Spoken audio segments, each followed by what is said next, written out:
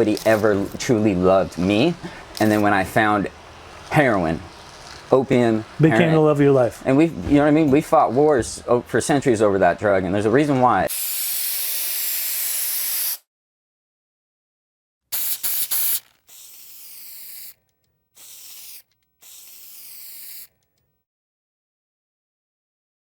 Hello, this is Pejji's Recovery Corner. This is a recovery podcast where we talk about all things recovery. Recovery from what? Recovery from alcoholism, recovery from addiction, mental health. This is actually Pejji's Recovery Corner where we're out and about. Before we get started, if you could please subscribe to the channel or also like it and share it. We want to get the message of recovery out there to as many people as possible. Everybody. So I usually say welcome to the corner, but we're actually at your corner today. Over here. It's God's corner. We'll say Malibu. Exactly. This is my friend Alec Richards. Hi, you guys. My name's Alec Richards. Okay. Welcome. Thank you for having me. Welcome. We're at the beach, the beach house. It's a little. We're at Hogwarts right now. So I've known Alec for many, many years. I actually met him when he was an adolescent. He was at a treatment center. Alec, I'm going to ask you some questions. Usually we like to delve into your past and see like what your upbringing was and all that stuff. And then we get into, certain life events, things like that, and what happened for you along the way and what your recovery looks like. So where were you born? What was it? What did they say in AA? It's your experience, strength, and hope. Is that what you were saying? Yeah. Something along those lines. I was born in Oceanside, California, in 1995 on May 10th, and it's pretty much like to cut it short and sweet. I had a single mom. My mom met a new guy, and he was a skinhead, and I have half brothers that aren't like white, and so already at like 7 years old, I didn't like this dude. I didn't respect my mom anymore for even, you know what I mean, doing that. So my aunt ended up adopting me, who's Denise Richards. Most people know her from being married to Charlie Sheen. So I kind of was just jumping around from. It was like my teenage years were. I don't know how to say it. We talked about it. We met at my fourth place. So at 15, I went to my first treatment center in Malibu. My aunt spent like $250,000 on a promises type thing where they just cure addiction. And For adolescents. Yeah. And I wasn't on drugs. I was just emotionally distraught and had trauma from my grandma. We come from a small Irish Catholic Chicago family, and my dad is Woodstock type of family, so they don't even sperm donor type thing. But going back to what it was, is that my family didn't know what to do with me. My aunt was going through one of the gnarliest divorces in Hollywood history, and she was trying to take care of me because my mom was trying to raise her new kids with her new husband. And now when you were going to these treatment centers at that young of an age, were you already into drugs, obviously? I smoked weed. It was 15 days after my 15th birthday, so I pretty much was 14 and Charlie drove me. They tricked me. They said, we're going to go to this nice little place, like pack your bags. We're just going to go check out this nice, it's like a nice little like vacation summer. It's like summer camp is what they said. And then on the way there, Charlie's driving me, and he's like, I just popped a couple Xans. You just gotta just like, you know what I mean, just get through these 30 days. And I'm 15 years old, don't really understand. And like, it's cool if he was popping Xans or whatever, doing his thing. It was just, he was honest with me. So it was like, I already was like, oh my God. And then they put me on every different psychotic thing. If I felt sad one day, the psychiatrist would put me on a different med, and then a different med, and then a different med, and then by the time I got out of there, and I was 15, people in there were a lot older than me that had been through some gnarly stuff. So they taught me which drugs are good, which was heroin. So when I got out, that became my God. I had no like love in my life ever. Nobody ever truly loved me. And then when I found heroin, opium, became the love of your life. And you know what I mean? We fought wars for centuries over that drug, and there's a reason why, like, and we'll get into that later. But how we met is I caught a federal case when I was like 17, and I just had counterfeit $100 bills, and I was just running around, just having fun, like, and I had to do, it was called Touchstones, and it was like a probation, probation's okay with you going, and it was like, in the hood of what it was Orange? Orange, Santa Ana? Santa Ana? Yeah. Orange. Yeah, Orange. Yeah, it was the city of Orange, right next to the Chapman Hospital. But that's where I met you, and you actually brought somebody, because we had panels. I remember the panels. You came in with your nephew, right? Well, no, it was a friend's nephew that was in there before. Yeah, he was an alumni. Yeah. And then he passed away too. So one checklist of somebody that, how me and him met, died, and I believe that because of him and his Holy Spirit, like, has kept me and him randomly meeting each other. Me and him have crazy lives. It's not like we send each other Easter gift cards, like, but God always brings us together, and that's like the whole beautiful thing in this world, even when it's ugly and horrible. You know what I mean? Is Right. You find things like this. But yeah, the treatment centers, yeah, and then aged out, and then got sent to Mid Valley Recovery in El Monte, and that was like where there was like homeless psychos. Like, it was a homeless shelter for psychos, and then the people that just got out of prison.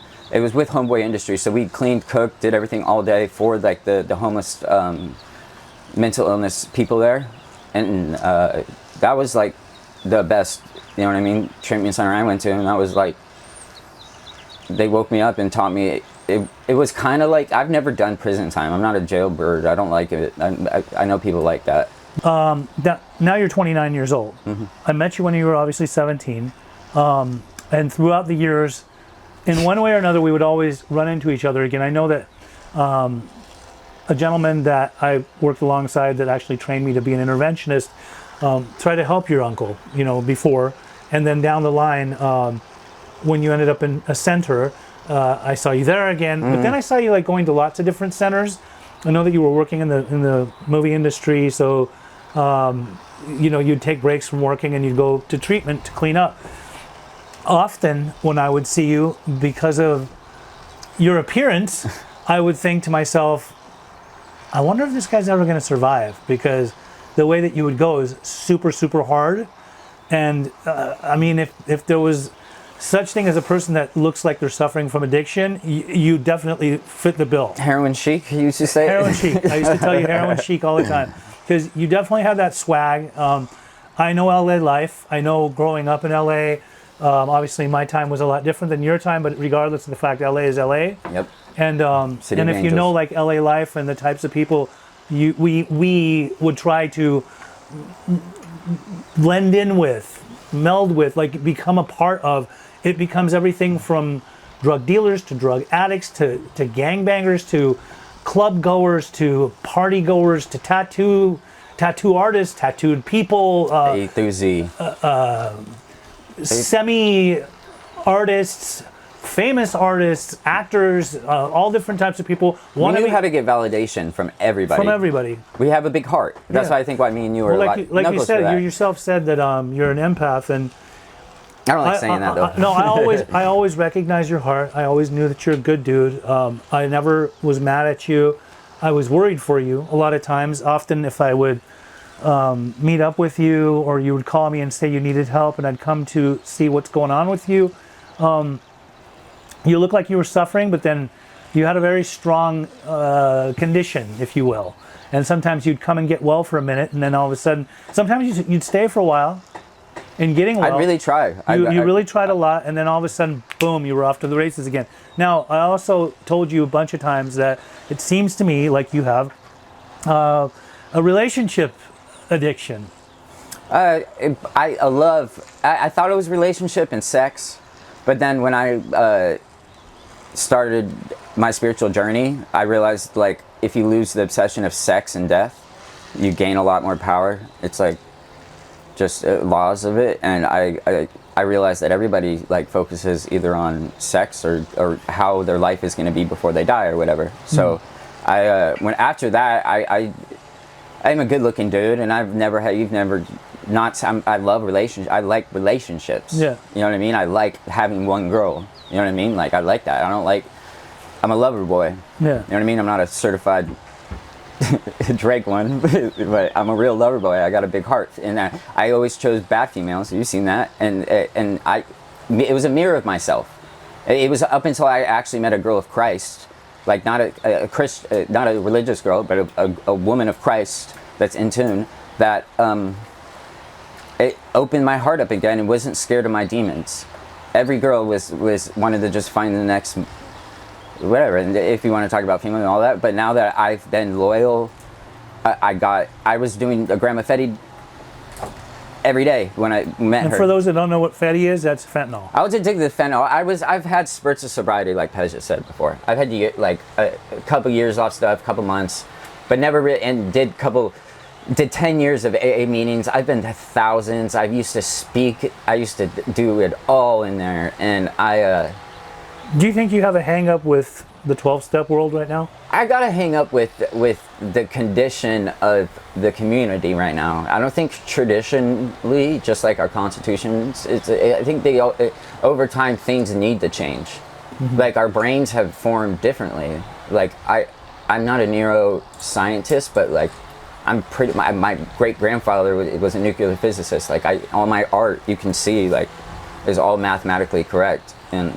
it's all in line. And that's why I have a issue with AA, is because it was created by occultists to make money.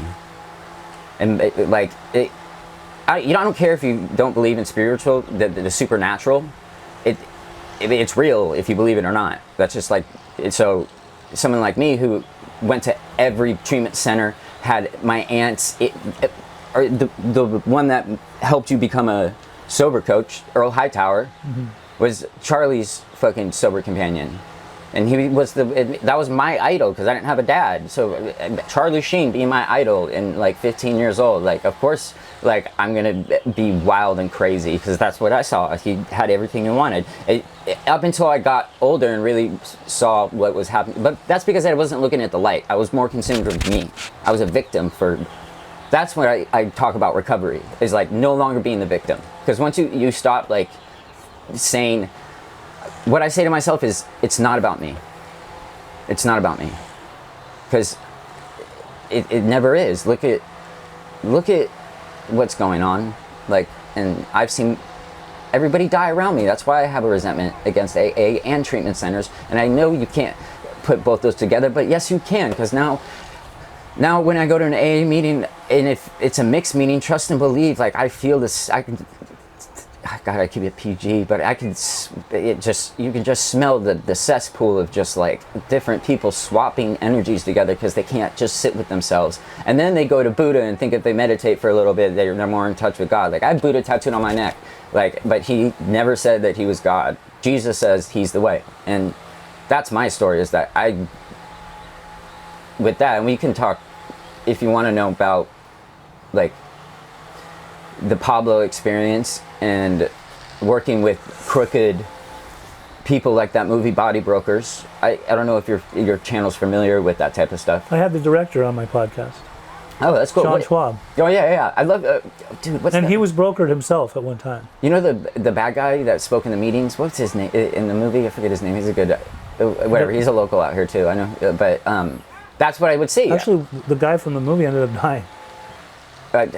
Doesn't surprise me. Yeah. I told my mom she can't watch that movie. Yeah. But that's okay. Well, we can get into that too. So, did you get it? Because it'll all come full circle if we talk about that. Did you get caught up in the brokering game? Treatment is a brokering game. Chris Schumo, who owns Promises, Passages, and Visions. Visions is the adolescent treatment center that is for high-level elite kids to go to. And they're like in the hills, like because people like those kids there would get taken for ransom, and their family would have millions of dollars. Like it was like a high-level place. $250,000 for 4 months of making me worse, and then saying, "Do you know how I got out? I lied and said I had an eating disorder, and then I was standing on the roof and said I was going to kill myself." And they sent me to an eating disorder facility, and I just ate a bunch of food and told them they're all crazy, and then I got out. You have to play. Yeah, so let me ask you this question: have you ever been any diagnoses ever by any particular doctors for any kind of mental health? ADHD when I was in 3rd grade, but like, what else? But I was never on Adderall or anything. Dude, I have a list of things they've said that I have. Like, Do you think? but none of it is true. When you were super young, were you ever diagnosed with oppositional personality disorder? No, I'm a spiritual. I am not schizo, but I've been seeing apparitions since I was 3 years old. Because you're a deep dude. Like it does Thank not. you for when recognizing I that. speak with you, like I can tell, you're educated to a certain extent, and your soul is deep. Really, like you speak well, right? I don't know where you were educated, where you grew I up. taught myself all of it. Okay. I dropped out in freshman year, All right. and I would read books. I've read 1,000 books, Right. and I taught myself how to tattoo. At a Hispanic shop, I was the only white boy. That's not even from that hood. This is crazy. You know what I mean? People see, but what I'm getting back is that like I didn't have a mental illness. This is what I always realized, and like doing psilocybin and LSD on my own.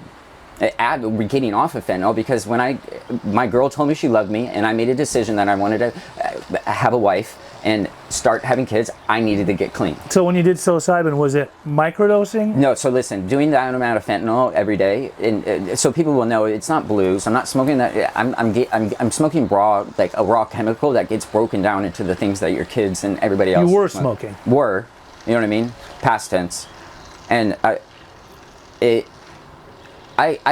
was shooting heroin from 15 to like 22, and then I got off, and then when I was 27, I got back on. But I had always But at gone, that point, it was straight fentanyl. But yeah, but I want to say getting off heroin, like I can kick a heroin in like 3 days. So like be good, go back to work and do whatever it is. You know what I mean? It doesn't, and it's crazy that when didn't immediately get back on fentanyl when I left Pablo's place. I went to downtown LA and I tried ketamine because ketamine was really big down there, and they said that it helps opioid users get off of it. That is just even more spiritual to fucking drug. That is the worst thing you could take for yourself. It really is. Like, I don't know what anyone's saying. If you really have an illness and you really need some help, maybe it's good for a week or so. But like, no, there's no one thing that you take every day that's going to change you. That's not how life works. One doesn't. You said earlier, you had mentioned to me that you did some ketamine therapy. Was it straight ketamine therapy? Was it microdosing ketamine? What was it? Well, was it for depression or was it to get high? Being a tattoo artist, and when I went down to downtown LA to leave the treatment industry because I was really overseeing no recovery happen in the rooms, and I was like, I'm gonna go back to where I'm from. In downtown LA, my tattoo style was very big down there. It was dark, gothic. And I just said I considered myself a warlock, and so I was with some like high-level type people. I can't say any names or anything, but they work with cops and they work with like the city to be able to push stuff that's not fentanyl. Right. But it was one of the top people that her mouth dropped. She was like a mafia wife. Mm-hmm. Like she would drive me around, took me to my first red room. That was weird, if you believe in any of that. No, I know. And it was above a pizza shop.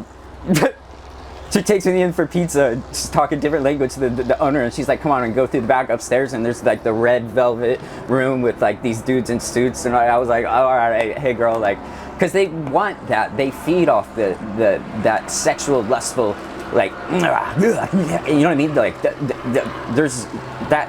That's what they wanted, and they saw that I wasn't about that. I told you I gave up. Places like that, but all over LA. This is what changed, and I want to get to the point. Bar Sinister. They didn't like me down in downtown because wasn't afraid of death, and I didn't have an obsession of sex. I already have read the Book of the Living Dead, and I believe in Christ. So like I already like have a sense and soul of energy. So already like, and I know that I've done the craziest shit. You've known me for so long that like there's only one reason why I'm alive right now, after everyone dying in my life. What's around that? me. God, the Holy Spirit and love. Love is what I mean by God, because it's the same thing. But Jesus is the way. But maybe I was Catholic, but now I don't go to church type thing. Just to make it clear for everybody. But going back to downtown, the mafia boss lady was flabbergasted when I told her that I don't do opium anymore, because we were in the car, and then. Suddenly a week later, I get a call from some rich dude, and he's like, oh, I got an apartment for you in downtown, like this luxury hotel. I mean, not a hotel, apartment, and you can tattoo out of here. And I was already working with all the big underground clubs at night, and I would just like, and guess immediately, the first question he asked me when I moved into his house, what drugs do you like? Oh, I used to be an opium addict. Pulls out a bag of blues. Right from the races, but was on heroin for a year, like, since then. And then, and I won't talk about the story of, like, seeing these guys trying to, like, hearing their, I would think of them, and they would text my phone. That's why I mean we're all interconnected. So if you have a good interconnection, like how me and you have, like, we always can stay in touch. And it even goes back to this treatment thing that we're talking about with trying to get people clean and sober. And, like, I've worked my steps. Like, I came to believe, I just explained that. I turned my will in my life over to God. You saw that, and it put me in the darkest place in my life. And that's when people forget about God. I asked God to show me where to go, and it's not where you thought you should go. And then you say, fuck God, and then that's how you die. But I know that God wouldn't have given me this gift to put permanent things on the flesh and blood of humans and God. Like, he would not let me enter, and that's my purpose. It's not a Rick Warren purpose-driven life. It's not like anything like that, but it's purpose. Okay, so let me ask you a question. Every so the often... The coffee's good, sorry. No, I know. Over the years, every so often, maybe once a year or once every couple of years, you've reached out to me, and sometimes I hear in your voice, or you'll say something where it seems like you want to be on a path of recovery, and you want to have me help you, guide you. Yeah. And then I'll say, okay, we FaceTime. And you're like, you need to stop drinking. No, I never say that. Oh, you didn't? No, I never say you need to stop drinking. I ask you, are you planning on being 100% abstinent? Because I know you have this dear love for weed, like I used to too, so I understand that. But I ask you because then I think, okay, well, what kind of recovery work does he want to do for his own personal development? Well, I missed AA. I missed the community. No, I know. AA. It seems like there's a love-hate relationship, sort of like there was a love-hate relationship with me and methamphetamine. No. I hated meth. Nope. But I loved it too. No. I depended on it. I don't love these drugs.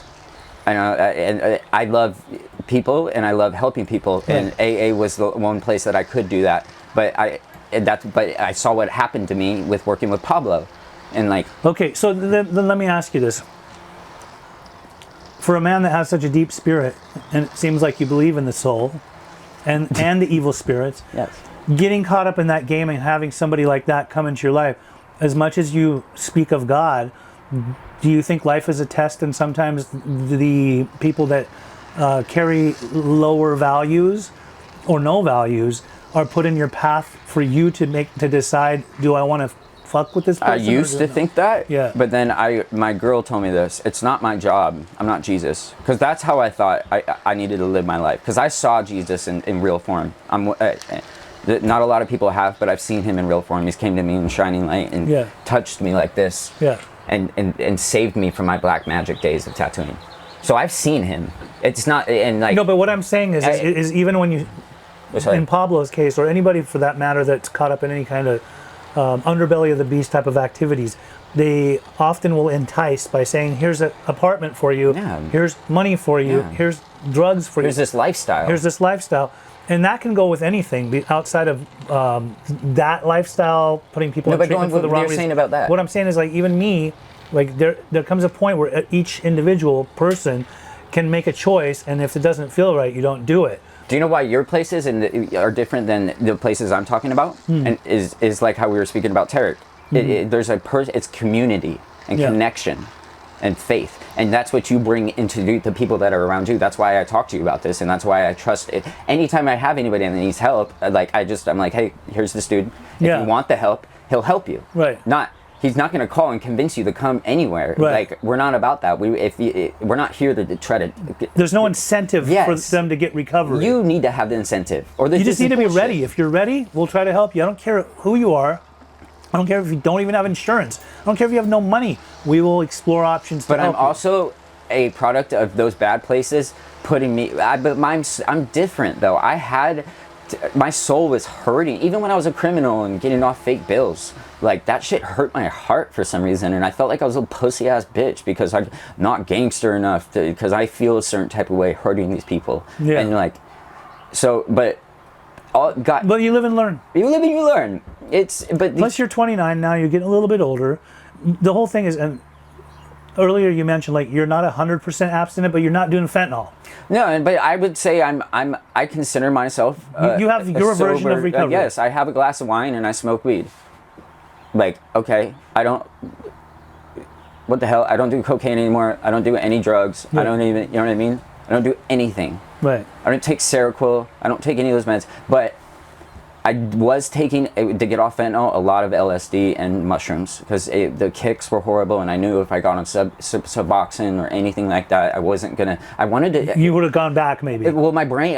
It wasn't about my body anymore. It was about how the fentanyl and the spirit like altered my whole mind, and the trauma for 12 years that I haven't forgot. All of it came rushing back.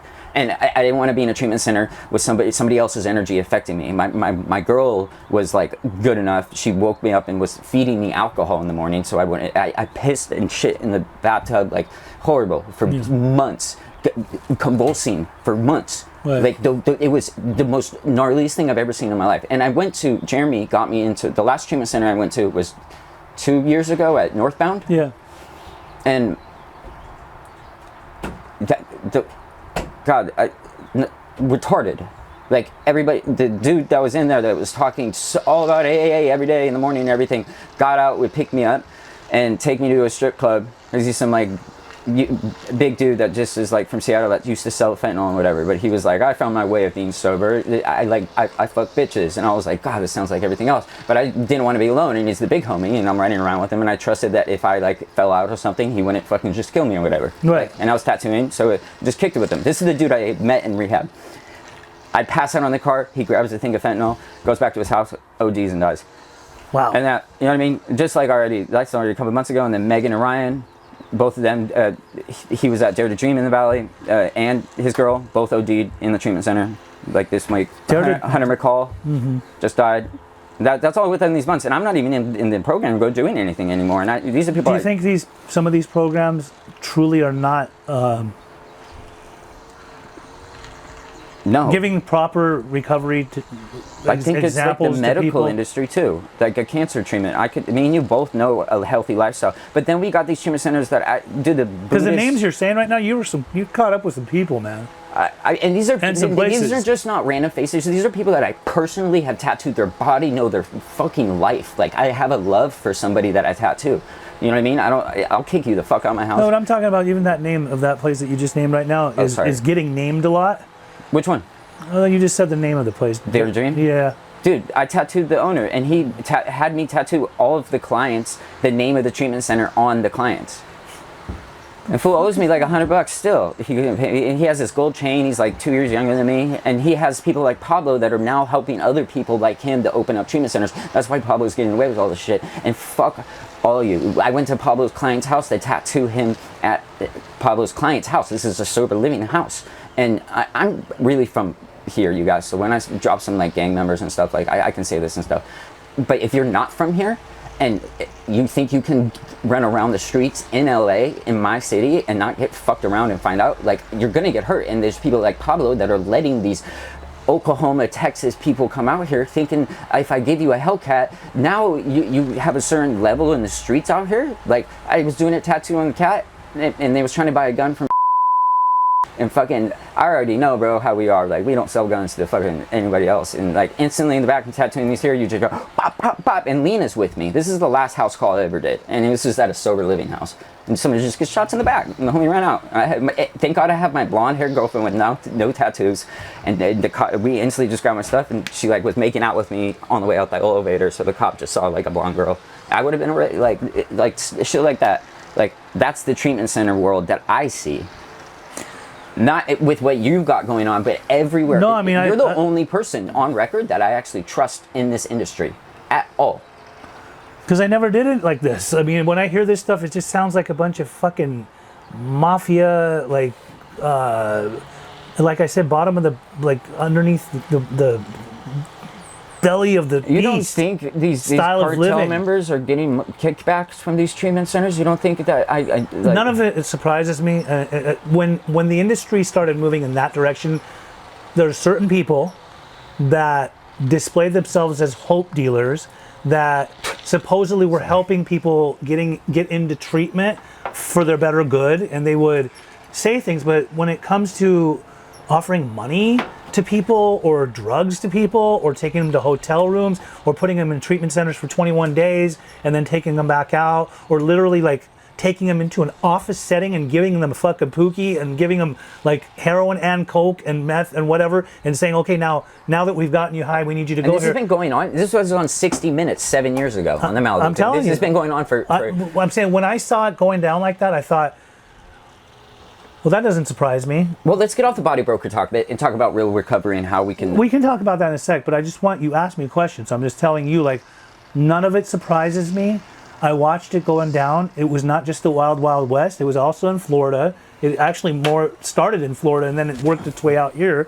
But I'll say, like, I've always been above the board. I have nothing to prove because I have nothing to hide, right? Like, I know who I am. I know what I do, and I know what I represent. Yeah. I am about that real recovery, not just in the homes that I have, but in the community I have. See, like, listen, I hear your gripes with AA, and to each their own. Like, there's a lot of people that go into the 12-step world and certain things happen and they may have had past traumas and then they get re-traumatized, maybe because a sponsor relapses or fucks their wife, or a sponsor fucks their wife, horrible shit. Or a sponsor airs out their fourth step, like their dirty laundry. I'm gonna get to know you and have you tell all your secrets and then fucking use it against you. But here's the thing, like, when I hear that, I think to myself, that was a member of AA that shit on you.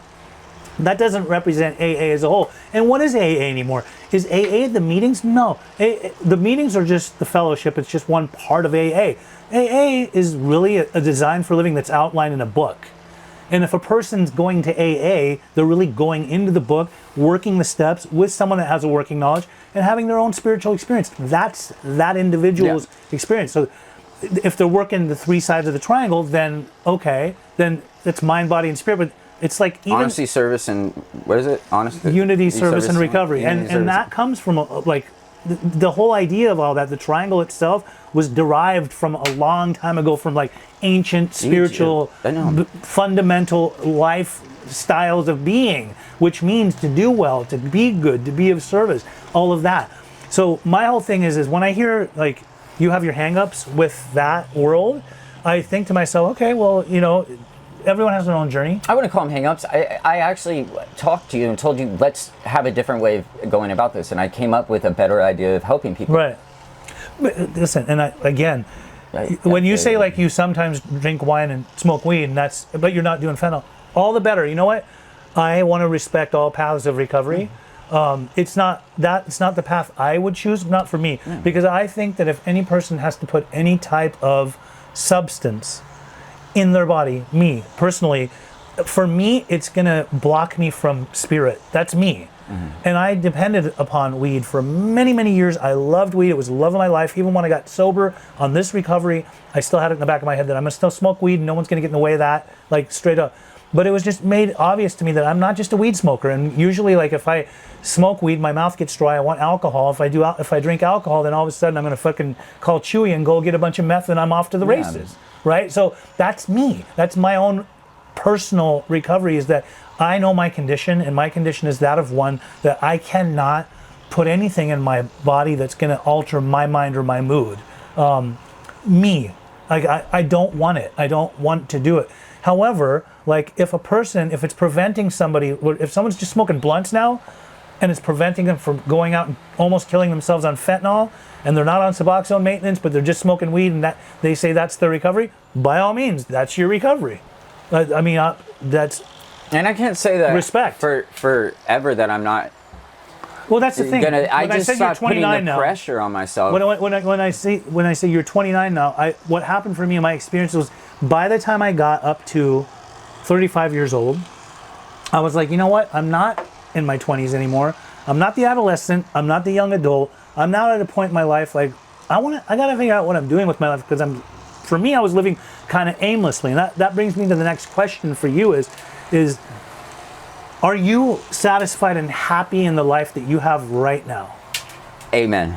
Are you? The happiest I've ever been in my life. Great. And if you're happy and you're not suffering and you're not struggling, no longer suffering, right. no longer obsessive, no longer all of the things that the promises that AA has brought to me. Yeah.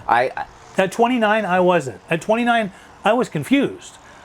Me though, and also at 29, I was on meth, heroin, cocaine, and you have a gnarly story of upbringing of trauma in the past. Of lots of trauma, you know what I mean? Of lots hurting of trauma. people and everything, and like I know, like. But by the time, even being incarcerated, none of that stuff got me sober. Even being homeless, none of that stuff got me sober. It definitely helped me get into the path of thinking my life's not working.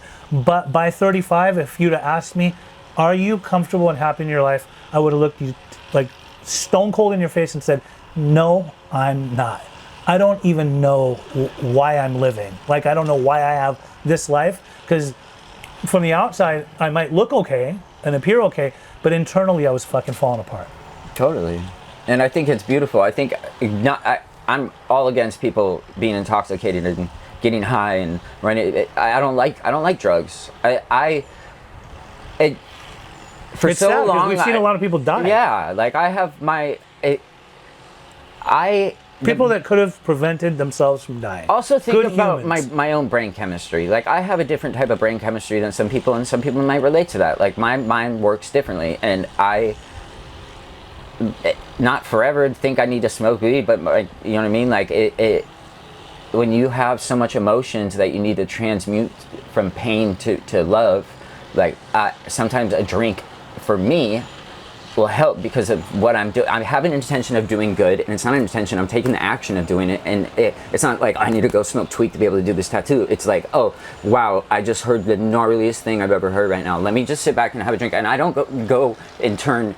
And because I know how it's laid out in AA about a real alcoholic, the hard drinker, and then the other one, I forget what page it's on, but I was a real alcoholic. But as soon as I stopped telling myself I was something, and I was honest with myself and was like, what is the issue? It's not these drugs and alcohol, it's me and how I look at the world. And